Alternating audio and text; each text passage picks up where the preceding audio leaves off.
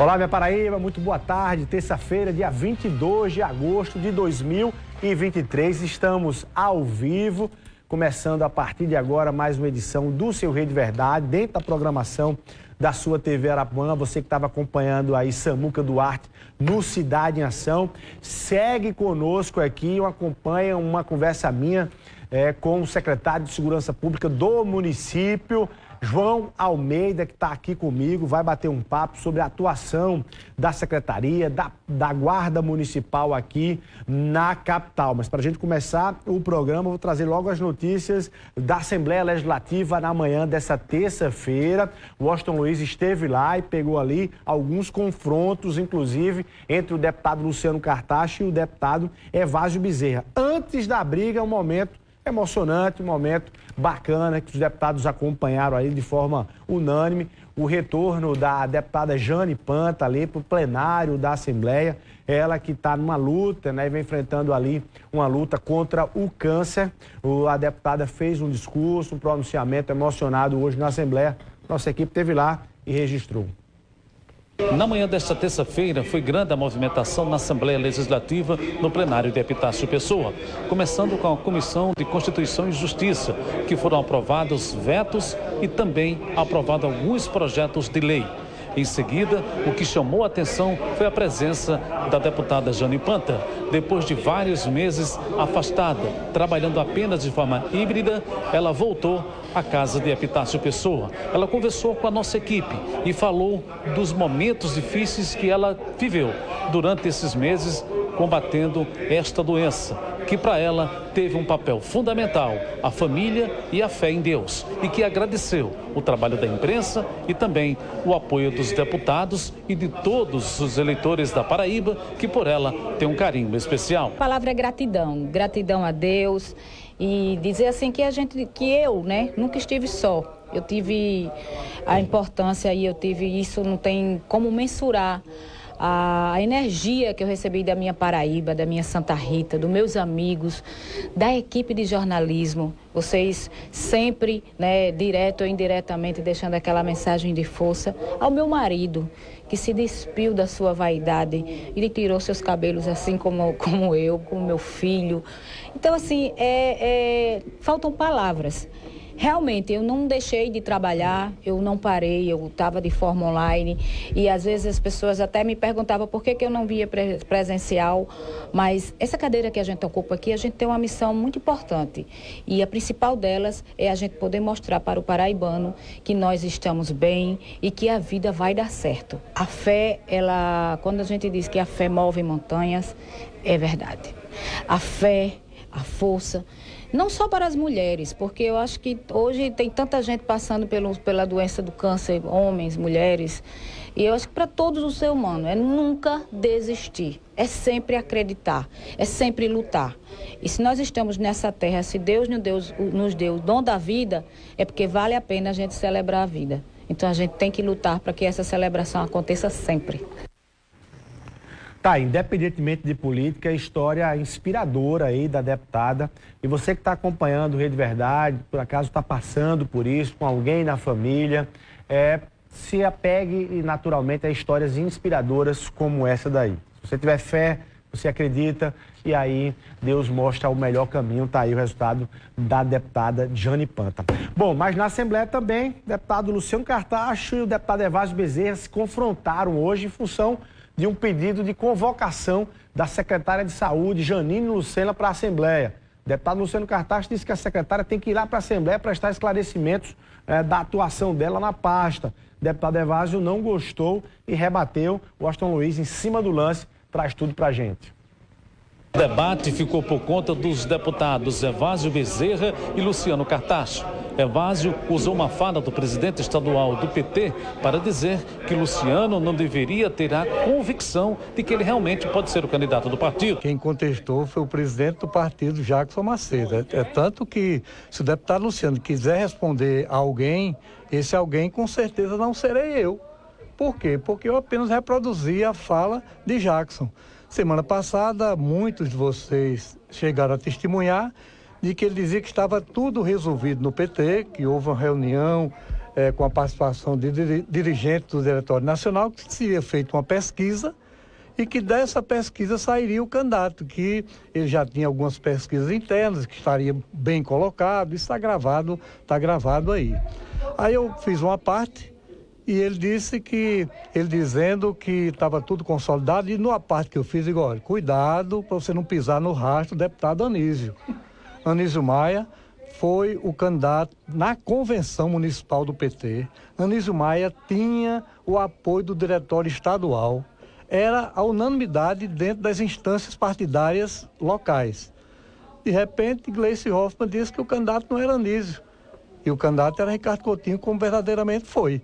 Então, eu estou apenas e tão somente dando um conselho ao deputado Luciano que ele não se entusiasme tanto, que não tenha a mesma segurança que teve Anísio, porque ou ele mudou ou o PT mudou. Mas eu sou mais petista do que ele, porque eu votei em Dilma, eu votei em Lula as duas vezes, e quando o barco fez água lá no PT, ele saltou fora, voltou agora, mas tudo bem. Evásio também relatou sobre a possibilidade de Luciano Cartacho convocar a secretária de Saúde do município de João Pessoa para falar sobre saúde. Eu acho que o deputado Luciano talvez esteja com a crise aí, querendo voltar ao passado, e dizer a ele que ele não é mais vereador não, que ele é deputado, isso é uma atribuição da Câmara Municipal, ele pode no máximo convidar.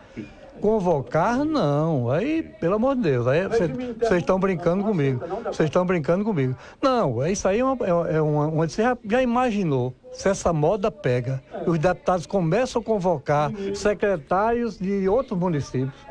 Vai virar uma brincadeira aqui. Eu acho que ele teve uma crise assim momentânea, mas quando ele voltar à sua condição perfeita, normal, e dando uma olhadinha no nosso regimento, ele vai ver que isso é atribuição de Marcos Henrique, talvez lá na Câmara, ele pode participar, lógico. Já o deputado Luciano Cartacho disse que o PT vai sim ter candidato das principais cidades. Essa questão partidária nós estamos muito tranquilos. O PT acabou de eleger o presidente Lula, presidente da República, e vai ter candidatura própria nas principais capitais. E João Pessoa é uma prioridade do PT. Então não tenho a menor dúvida que nós vamos apresentar uma candidatura própria. Meu nome está à disposição, não só para participar do processo eleitoral, mas ouvindo o povo, vencer as eleições e governar bem a cidade de João Pessoa. Essa avaliação da entrevista do presidente do PT que ele colocou aí na Assembleia? Não, isso é direito de opinião. Muita gente no PT tem opiniões divergentes, mas na hora da definição, na hora da unidade, eu tenho certeza que vai prevalecer o crescimento do partido. O PT voltar a governar João Pessoa. Isso é importante.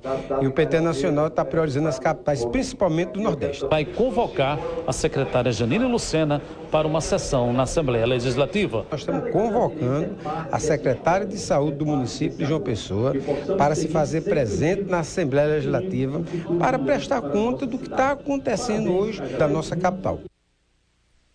Bom, João Almeida, secretário de Segurança e Cidadania de João Pessoa, muito boa tarde, seja muito bem-vindo aqui ao Rede Verdade. Boa tarde, Luiz, boa tarde a vocês que estão em casa, um abraço ao nosso amigo Samuca, e dizer que é uma satisfação muito grande estar aqui na sua bancada, né, e tratar desse assunto que a gente vai passar aqui para a população. Bom demais. Bom, dentre tantos, eu queria mergulhar um tanto quanto nessa complexidade, talvez nesse desafio dos gestores públicos como um todo, de assegurar para a cidade, enfim, os locais que estão, de certa forma, ocupados por pessoas em situação de rua e, naturalmente, imaginar que elas são seres humanos e são pessoas ali que também merecem ali todo o tratamento digno.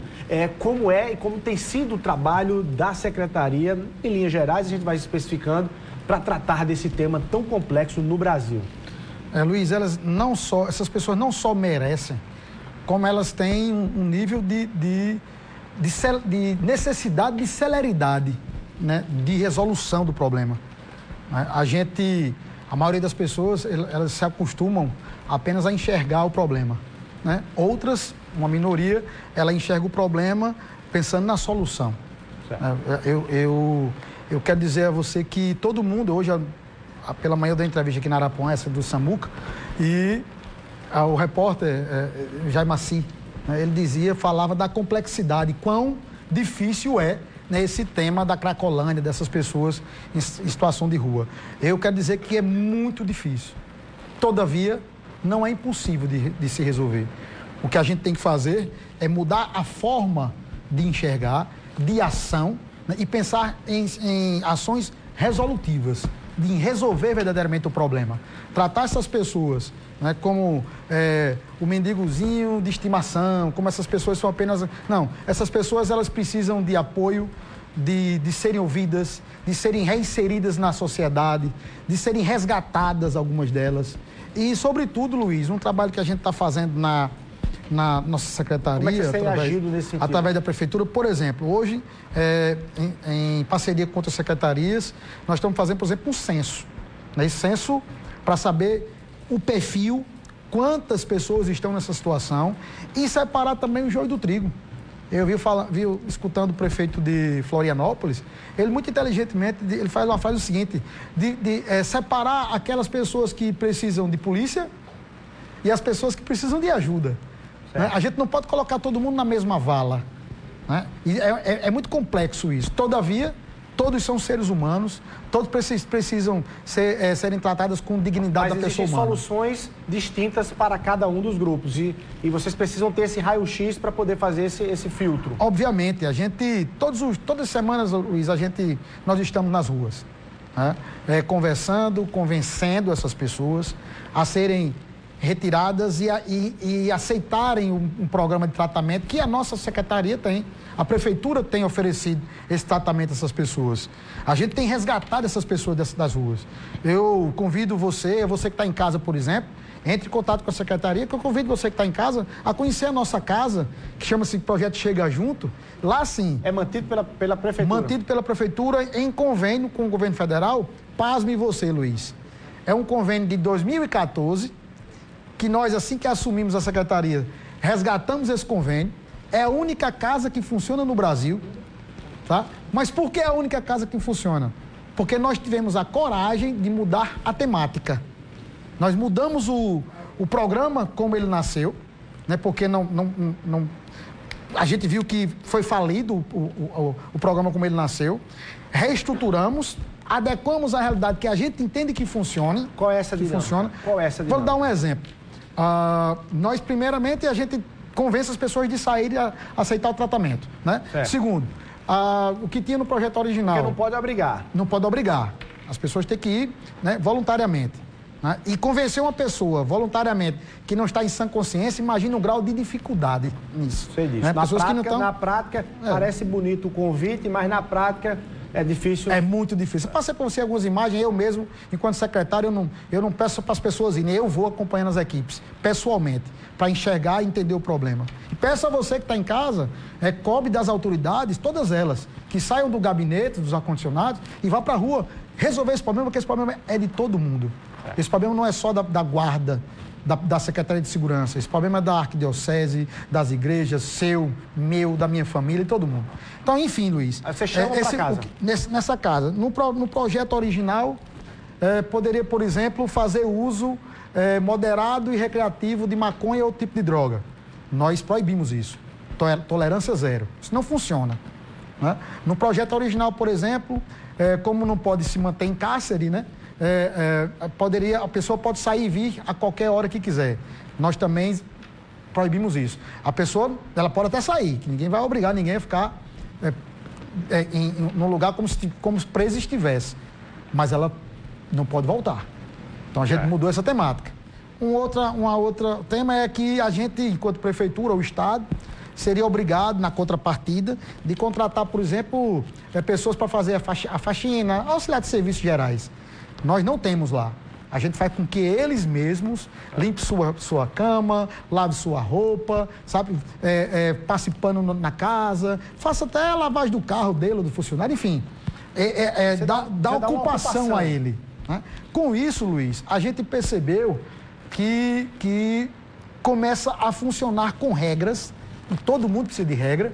Né? Deus é Senhor de todas as coisas, Jesus Cristo é a pessoa maravilhosa, a única no mundo, e tem regra. Né? Tem regra para ser bom, tem regra para funcionar. Então, onde não há regra, há desordem. Lá a gente reordenou um programa e com muita felicidade eu quero dizer para você, estamos funcionando lá há cerca de 1 ano. Quantas pessoas? Hoje temos cerca de 30, como é que a gente pode dizer, moradores, né? Mas é temporário, 30 pessoas.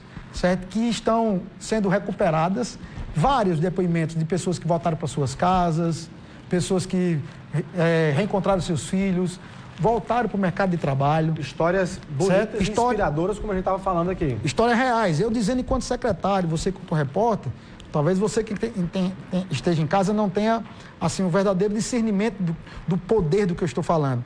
Eu convido você para você ouvir das próprias pessoas.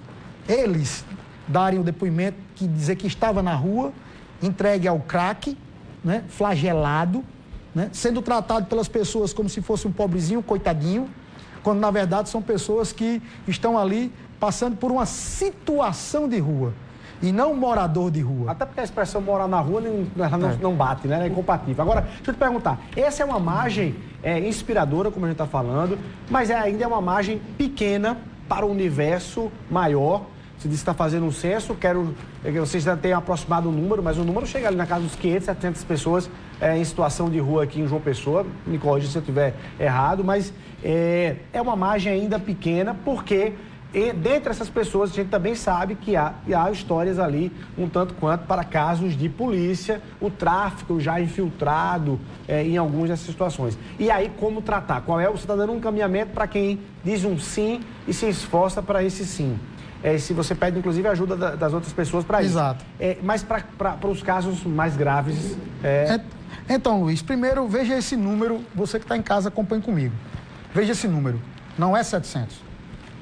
Inclusive, eu estou ansioso para ver o resultado desse censo, né? E essas pessoas que estão na situação de rua, né, presas, atoladas na Cracolândia, que a gente costuma saber, não chega a 200 pessoas. Certo. Né? Então, veja, eu estou falando de uma casa que temos lá hoje 30 e já passaram mais de 100. Obviamente a gente não recupera todo mundo. Há um percentual aí sim. Infelizmente, de pessoas que retornam, mas isso é um trabalho que tem que ser constante, né? Constante, paulatino e constante. Tá? A gente está falando de 30. Eu estou dizendo a você que em torno de 150 a 200 pessoas na Cracolândia. Eu nem vi o número ainda do censo. Veja como estamos perto disso. Eu estou dizendo a você, Luiz, que o custo disso em um ano, para 30 pessoas, gira na casa de R$1 milhão um ano. Um ano. E estou dizendo também a você que algumas ações, como por exemplo, das marmitas, que a gente vê todos os dias... Você está fazendo um chamamento para quem faz isso, fazer de forma diferente, é isso? É o custo de um mês. Eu estou dizendo que uma casa dessa, do modelo nosso, que a gente vai levar isso a Brasília. Tive com o prefeito está muito entusiasmado, vai chamar o governador também para conhecer esse modelo de sucesso, que acho, modernamente se chama case de sucesso, né? E para levar isso para dizer, tem solução sim. Então você está conclamando as pessoas, ONGs, igrejas que que fazem algum trabalho de assistência, para que, em conjunto, vocês possam canalizar essa força do bem. Essa força do bem. Para algo mais... Algo resolutivo. Padronizado. Resolutivo. Certo. Imagine, eu fico... E você que está em casa deve ser uma dessas pessoas que tem o coração bom, assim como nós temos, né? E pensava como eu pensava também há pouco tempo atrás, né? Que quer agir, quer levar o bem a essas pessoas, quer alimentar essas pessoas, quer tirar essas pessoas do frio, né? Do relento. Tá? E você que tem essa boa vontade, o que é que eu estou pedindo a você, juntamente com as demais o restante da sociedade? Vamos nos unir numa força resolutiva e não paliativa. Porque o estado paliativo dessas pessoas, né, a ação paliativa, não está resolvendo o problema. Vocês estão fazendo um chamamento aí para cada entidade dessa, para sentar numa mesa e definir esse padrão? Sim. Estive com o Parque da Arquidiocese, com um emissário, né, do Dom Ronaldo, né, com Inise, do Comitê de Combate às Drogas da cidade, com o CEL, que faz parte da assessoria da Defensoria Pública. Enfim, a gente estive com o Dom Delson, né, com o prefeito várias vezes, com a primeira-dama. A gente tem que padronizar. A gente tem que padronizar da forma que está sendo feita. E não é João Pessoa não, viu? Da forma que está sendo feita no país inteiro, essa guerra está sendo perdida. Ou você que está em casa está achando que está tudo certo. Não tá. Ou quem está levando essa forma mal conduzida está achando que está resolvendo o problema. Não está resolvendo o problema. E a gente com isso, Luiz, tem a oportunidade de separar o joio do trigo. Aquele que está na rua e precisa de apoio. Aquele que está na rua e precisa de polícia.